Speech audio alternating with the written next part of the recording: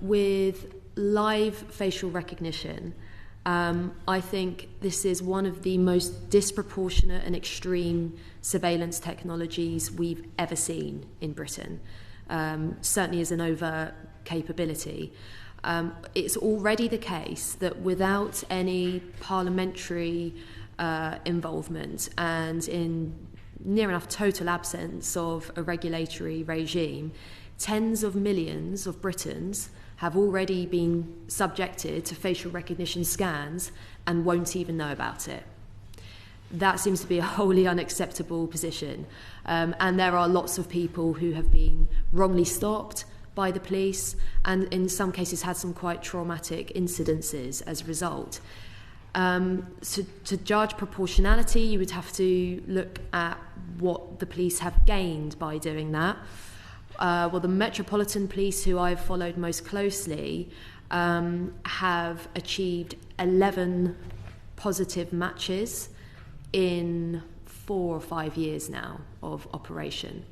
And in that time, they have scanned tens, if not hundreds of thousands of people on the streets of London and created a lot of distrust among communities, particularly by deploying repeatedly at Notting Hill Carnival. I think there's inevitably a racialised element to that, and by deploying repeatedly in the borough of Newham as well, which is it's the most diverse borough of London. Not only have they only had 11 true matches, they have generated an awful lot of false positive matches. So their current rate over the entirety of their deployment is 93% false positive matches. So I struggle to see a world in which that could be classed as anything near proportionate. And I think that's why, unfortunately, in light of all of that evidence, the independent review that the Met commissioned by the University of Essex produced a damning report saying that it was quite likely that it could be found unlawful, and that there were severe accuracy issues. Unfortunately, in light of all of this evidence, the Met has committed to continuing to deploy, and I think it's, in my view, the most prudent thing for Parliament to do to protect citizens' rights would be to put an immediate legislative ban on authorities deploying this technology.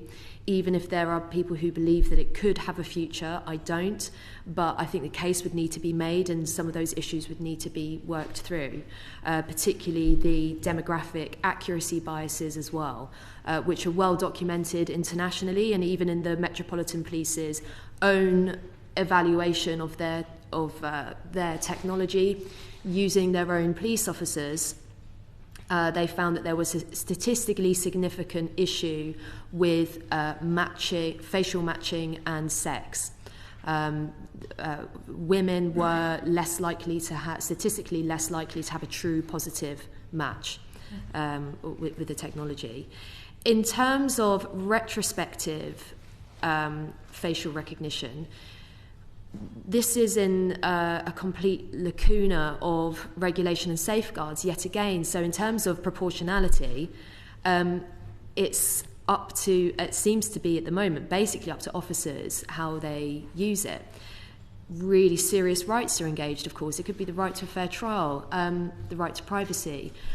So many serious rights are engaged here. It seems bizarre that they are choosing to trial and deploy now. You could use this with body-worn cameras. You could use it with CCTV. You could, the possibilities are significant and really endless. I mean, social media databases. It goes as far as the imagination stretches. However, you could see that it could have, theoretically, a forensic use in the same way that DNA does. We wouldn't accept everyone collecting all of our DNA all of the time, but if you had a clip from a serious crime scene, and the only way you thought that you could match a suspect was using retrospective facial recognition, you can envisage a scenario in which that might be a useful tool. But I think an urgent moratorium on its use right now is needed because none of those controls and safeguards are in place. Thank you. Could I turn perhaps to Professor Young with the same question on proportionality?